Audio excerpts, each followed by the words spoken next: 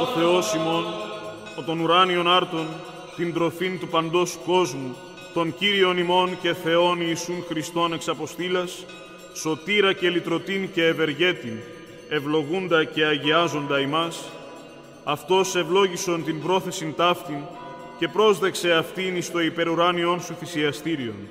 Μνημόνευσον ως αγαθός και φιλάνθρωπος των προσενεγκάντων και διούς προσήγαγων, και ημάς ακατακρίτους διαφύλαξον εν τη ιερουργία των θείων σου μυστηρίων. Παράτηνον το